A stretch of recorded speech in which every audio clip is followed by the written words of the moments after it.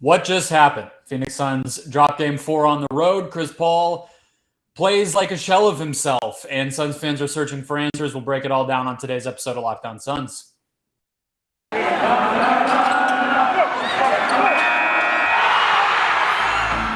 You are Locked On Suns, your daily Phoenix Suns podcast, part of the Locked On Podcast Network, your team every day.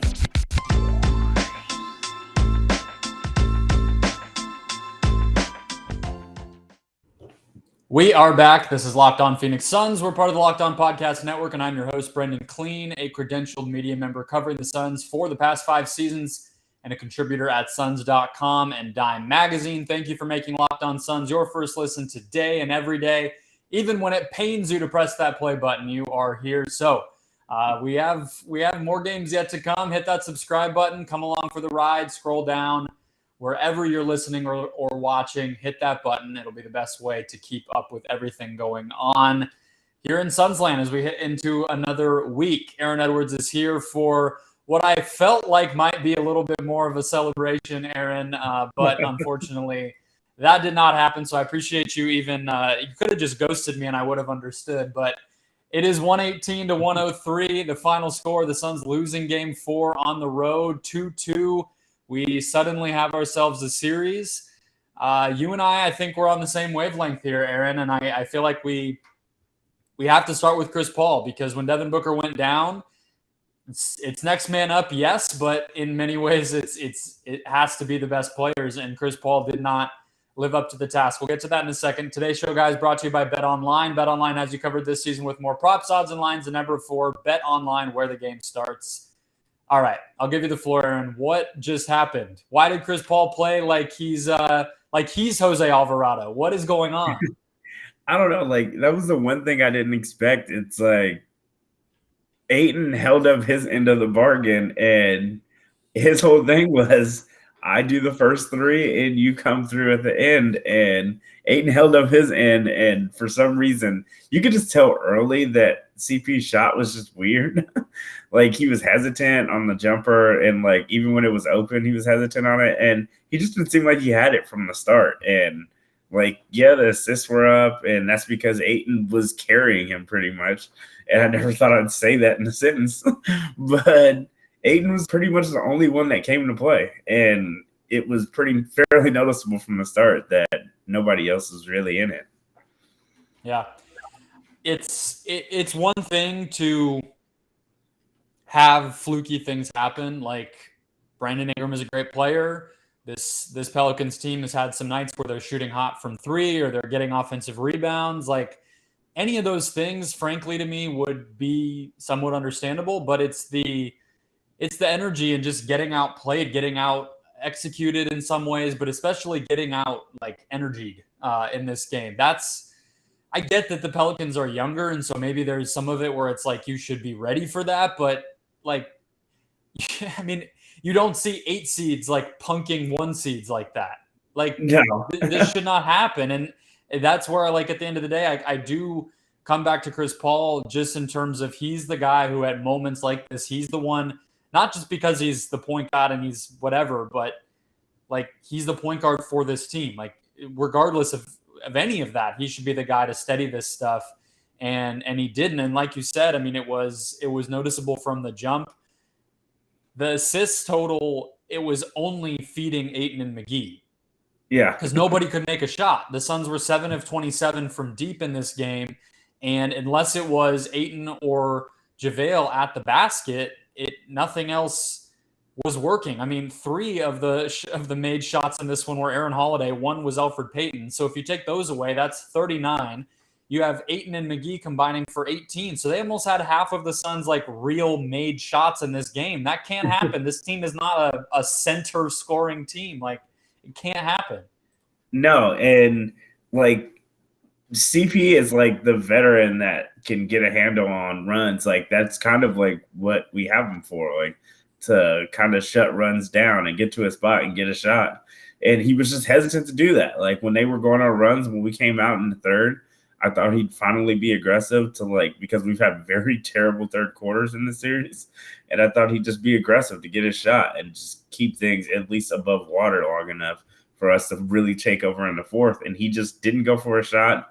He didn't get really good looks. Like he just seemed out of sorts, and it just didn't. He had a terrible game today.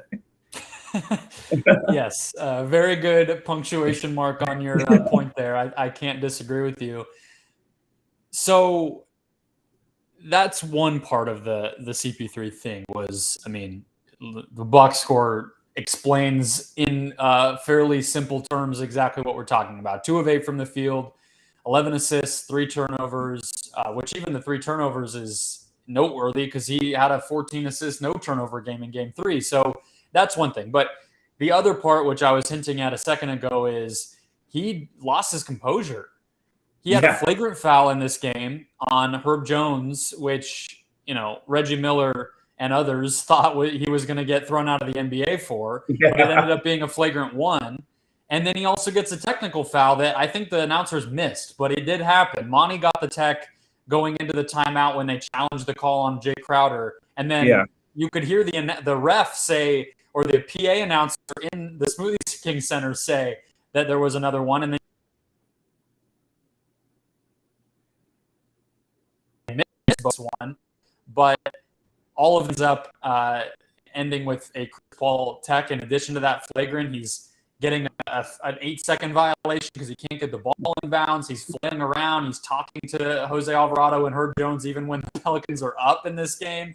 That's the craziest thing. I mean, he talks, but he talks when he knows he's in a position of power. He was talking like frustratedly, like he was getting rattled, it felt like. And that's maybe even crazier than not being able to have control of the game as an offensive weapon. Yeah. I think that was probably the most embarrassing part. It wasn't that we really lost. It was how we did it. It was just a complete dismantling of their psyche even. It's nobody kept their head together other than our young dudes. But our vet, the dude that has seen it all, was the only one that really lost his composure the entire game. And Jay Crowder, but that's just how he plays. But that's normal, that was composed for Crowder. But the one that we always need to stay in line and to get the team back in order, crumbled today. And that was probably the weirdest part of tonight. It was. It absolutely was. So one last point on the Chris Paul side of this game. Ollie Cosell, who has been the editor-in-chief, managing editor, whatever, of the SB Nation Pelican site for forever. He was covering the game today, and he was the only person I saw point this out, and Mike Vigil of the Timeline podcast tweeted it, that it says, quote, "One thing to keep an eye on, Chris Paul didn't look very comfortable warming up out of halftime. He kept on flexing his left hand after every shot. Suns training staff played around with that hand in the midst of all of it. And CP3, he said, this is just him. CP3 did only attempt 3 field goals in that first half." I'm not going to speculate on that. I wasn't in there, but it wouldn't shock me if he was in some sort of discomfort. He was playing like he was playing in the finals last year, where it's I'm not a threat right now. I'm going to find guys, and that's about it. And I don't want to make it into he's hurt and the season's over or anything crazy like that, but it wouldn't be crazy based on what we just saw. Yeah, it was earlier, but it wasn't with his left hand. He just kept losing control of the ball again, and he hadn't done that in a long time. Yeah. Just dribbling down the court, he just kept losing it. And I thought that was weird earlier in the game. And once he didn't shoot, it just seemed like something had to be wrong because he was losing the ball. Plus, he wasn't shooting the ball. Yeah, exactly. That's what I was going to add when you were saying he was losing it. I'm he also, to look at this box score and see them lose by double digits, and then you see Chris Paul only even taking 8 shots, it's it's inexplicable. And so that's, I guess, part of why I'm willing to believe that maybe there was something going on. I have no idea. The left hand, obviously not the same hand as the one that he hurt in the first place when he went out for a month. That was his right hand. But right? Am I getting that right? Yeah. Yeah. Okay. Yeah, I was in the middle of my sentence. I was hold on. Yeah, this is right thing. So who knows? I don't know. Either way, bizarre. And frankly, far be it from me to say unacceptable. I'm not the type to be like that, but like I'm sure his teammates feel like, damn, like we were not coordinated, and he's the guy they look to with that, right? I mean, so yeah, I don't know. I don't know. We'll talk about the coaching side of this thing, the mismatches and the adjustments that we saw throughout as the Pelicans looked just about up to the task, if not they're just far out better team tonight. We'll get to that in a second. First, though, guys, today's show brought to you by Athletic Greens and their new AG1 potion, I want to call it, because I've been taking it every single day and it's helping a lot. I actually really what I notice is when I don't take it. We got samples, I've re-upped, and it's working, especially with the gut health and immune system stuff. That's the part that I really notice. You don't have time to take a pill for this and a vitamin for that. AG1 is 1 scoop in a cup of water, as much water as you like. Shake it up, it dissolves, it gets sort of sweet and citrusy, and you pump it back, and that's it. You're absorbing 75 high-quality vitamins, minerals, whole food source superfoods, probiotics, and adaptogens in 1 scoop of AG1. As I was saying, I notice my hunger is all off. My stomach feels weird. I feel a little bit more sniffly, like my allergies get to me more when I don't take AG1. And that's probably the best thing you can say about it, is it's just such a part of your lifestyle that's helping in all these ways that you miss a day and it's like, crap, I need to do 2 tomorrow or something. I'm off. Tons of people take some kind of multivitamin, and it's important to choose one with high-quality ingredients that your body will actually absorb. And again, it's better to have it all in one place. AG1 is a small micro habit with big benefits. Your subscription comes with a year's supply, in addition, of vitamin D packs, which can be important in the winter months, as well as all of us who hide inside and avoid the sun during the summer. Right now, it's your time to reclaim your health and arm your immune system with convenient daily nutrition, just 1 scoop in a cup of water every day. That's it. No need for a million different pills and supplements to look out for your health. To make it easy, Athletic Greens is giving you a free 1-year supply of immune-supporting vitamin D and 5 free travel packs with your first purchase. All you have to do is visit athleticgreens.com/NBA network. Again, that's athleticgreens.com/NBA network to take ownership over your health and pick up the ultimate daily nutrition insurance. All right, Aaron, there's no great way to say this, but I feel like the Padawan killed his father, or whatever the thing is in Star Wars tonight. It's ugly right now, the coaching stuff. And I'm also not the type of person to put a ton of emphasis on coaching at all. I think for the most part, the best players should be able to win games. Like, that just should happen. It's basketball. There's only 5 of them on the floor. If you have great ones, they're going to win. But in this case, Willie has just felt ready for everything. And in some cases, when it comes to timeouts and lineups, it feels like he's actually been ahead of Monty. That's something I just straight up did not expect we would ever see in this series. I got completely discounted it. I've been completely wrong. Yeah.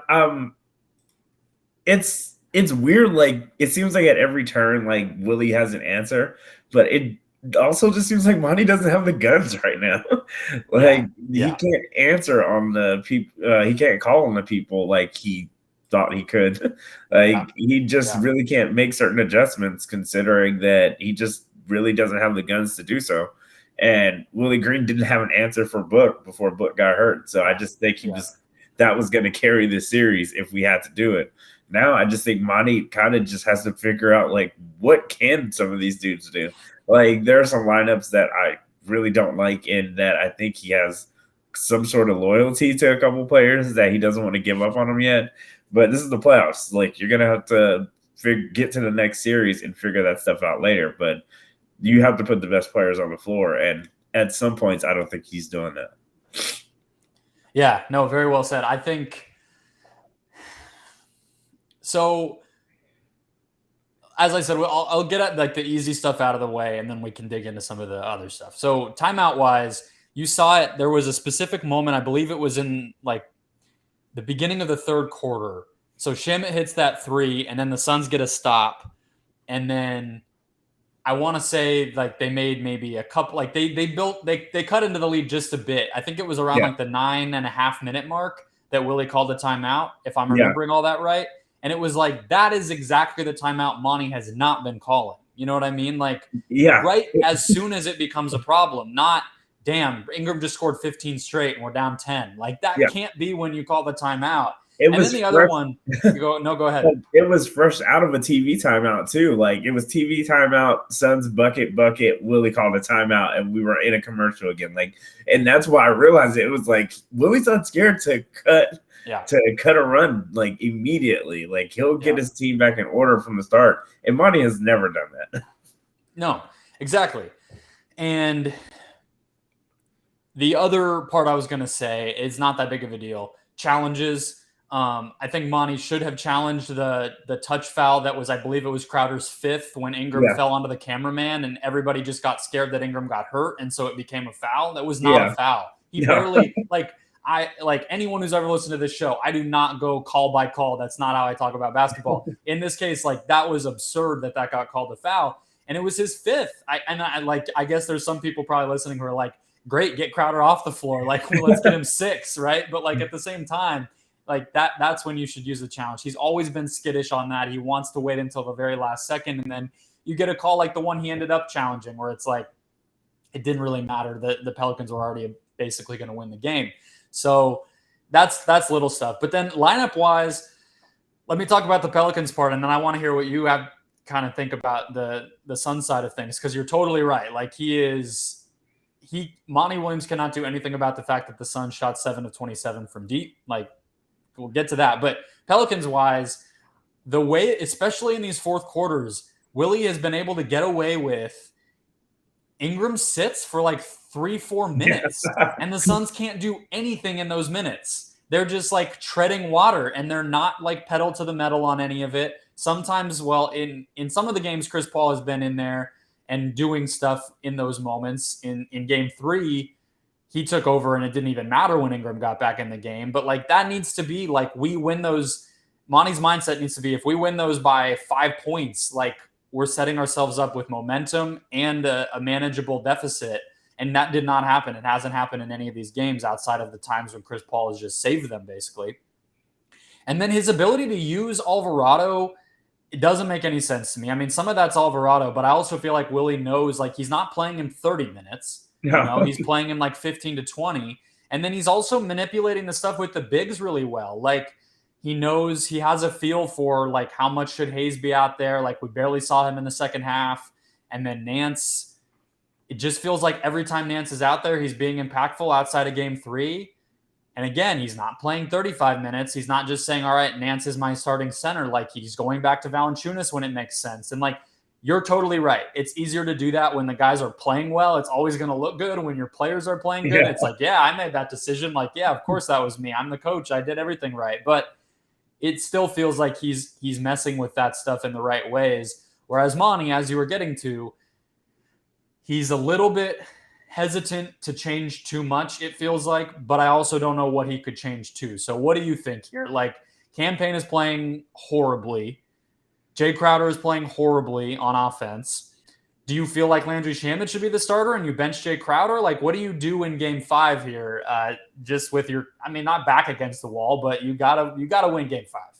I think Jay's too good on defense right now, and Cam Johnson, I think he finally started to find his shot. I'm not really like I don't have a problem with the starting lineup for the most part.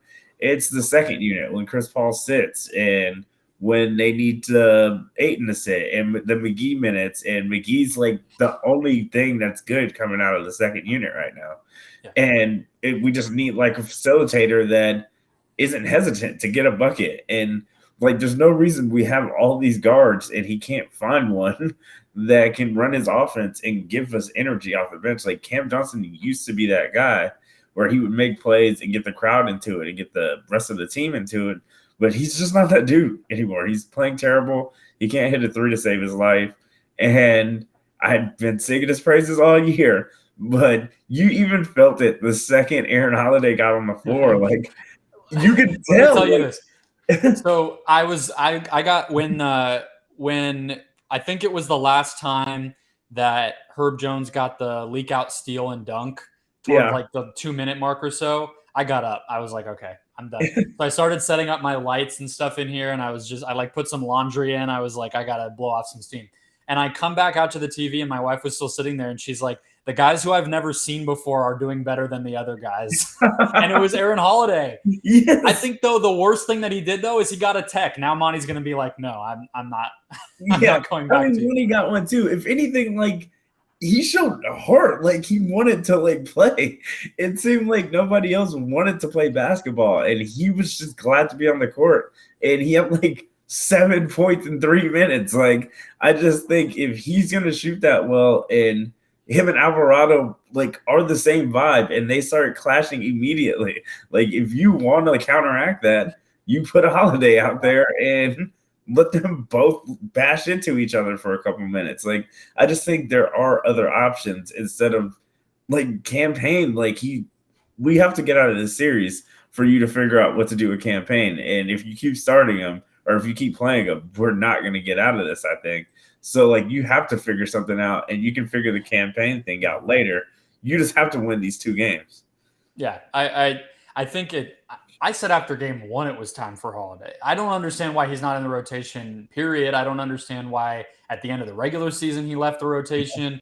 I get he's like a little bit of a hothead in terms of I don't even care about the mentality stuff or whatever. I think Monty gets nervous. It's all the way back to Kelly Oubre. He doesn't like playing guys that he doesn't feel like he can trust to always be in control. But it's like, to your point with the loyalty thing, what I've never understood within that, outside of the fact that Payne obviously has like earned that trust, is he's just as much of a liability and a decision maker problem as anybody else when he's wrong. Like when he's not playing well, it can be like straight up a disaster. So I at least feel like you give some, I'm not, maybe you don't bench Payne, but try Holiday. I agree with you. I wouldn't be afraid to try Ish Wainwright instead of Torrey Craig, who got cooked by Ingram again in this game. Absolutely. I wouldn't even be afraid to try Bismack Biyombo if you can buy it. Maybe when Hayes is in there, maybe when it's Nance and Valanciunas, anytime that they're playing 2 bigs, I think Biyombo could at least. Valanciunas gets a damn hand on every single missed shot that there ever is in these games. So it's like, put Biyombo out there. I agree with you. He hasn't had to coach with a desperation yet, but we're there now, right? I mean, that's the bottom line.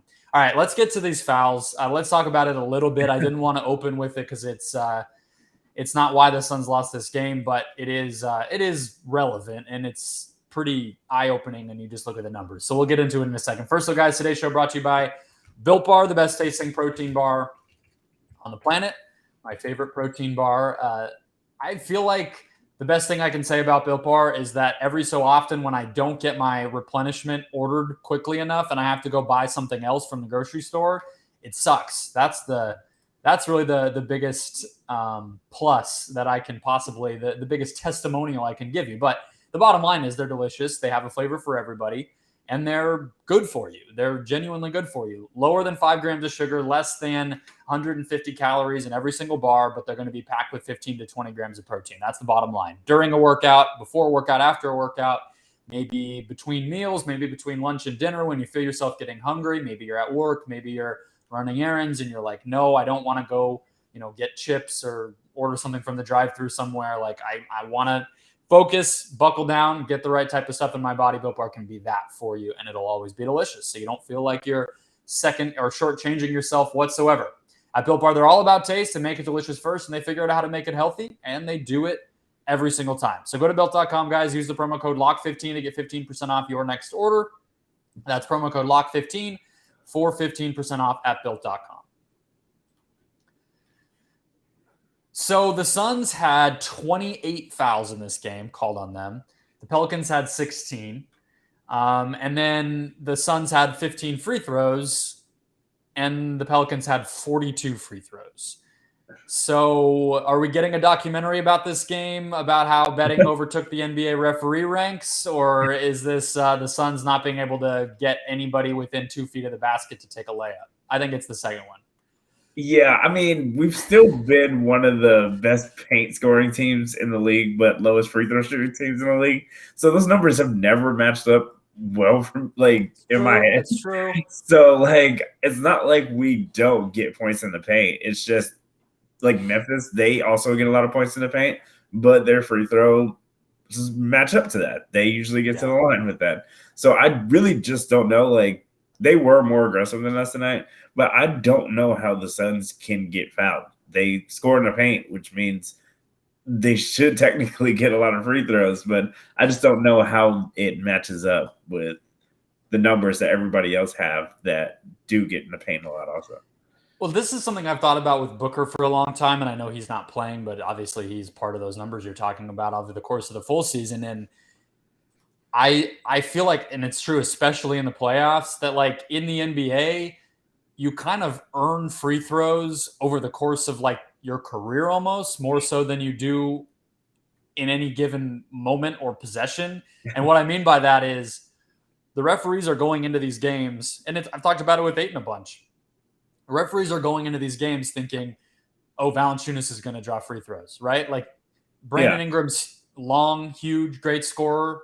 Let's watch. He'll probably be drawing some free throws. I'm not saying it's like premeditated or some sort of conspiracy. I'm just saying that's their reputation, right? They've earned that as players, and they're mixing it up. They've obviously been the more physical team in this series. So they're the team, enforcing their physicality and their will on the game. And so what ends up happening is the referees are just going to give you the benefit of the doubt, or even if it's not the benefit of the doubt, they're going to just see it more. They're going to be looking for it more. That's a very basic thing that doesn't give the referees off the hook for the way that they're maybe missing certain calls. I just talked about the one with Crowder. Those are the ones that bother me most, setting aside like the free throws or the attacking the basket. It's the ability that the Pelicans have developed somehow in this series to be very, very, very physical and create contact in moments that aren't even basketball moments that the Suns are not being allowed to do. That's the one part of this where I totally hear everybody complaining when it's a shove or, a rip through or, tugging down a rebound and all this stuff. And then the Suns just, not being allowed to do that at all. We also got another blindside box out. I don't know if you saw that video going around of Herb Jones just like throwing Chris Paul to the ground. So I don't know. What do you think? Is that how you see it? That some of those like ticky tack ones are more of a problem, or I don't know. Can the Suns do anything to get more shooting fouls called for them? Like I don't know where we go here. I really don't know if they can get more shooting fouls called for them. This has been it since last year, even. Like, this isn't like a new occurrence where the Suns are getting free throws. Like, it has literally been happening for the last 2 years. So I don't really know how you fix that, especially when you're already getting to the basket. Like, we still do shoot a lot of fadeaways and stuff when we do get in there, but I just think for the most part, if you get to the rim, you're probably going to get foul calls. And yeah, with the off-ball stuff, I just think the refs, they're chalking that up to the playoffs. And if you guys want to bang down there. And for the most part, we just been kind of soft down there. So it's just the Pelicans have been the aggressors in every moment from the moment we tipped off in game one when they had all those offensive rebounds. So I just think I just saw Cam Johnson say something like they've just been more physical on the off-ball stuff. And they've been aggressive, like, trying to jump passing lanes and getting the body on you like any chance that they get. And we kind of have to match that or it's going to be done. Yeah. You're saying done a lot. I don't think people are going to like that. But to be fair to the Pelicans, I went and just looked while you were talking there. They were third in free throw rate during the season. They took the sixth most total, just straight up the number of free throw attempts per over the course of 82 games, 1,900. So this is not coming out of nowhere for them. It's not like the refs are just siding with one team or the other. And so that's part of it. And that goes back into like the reputation thing that I was talking about. If you're a team that plays this way, then you're bound to get it. And I mean, the Ayton thing is baffling in its own way.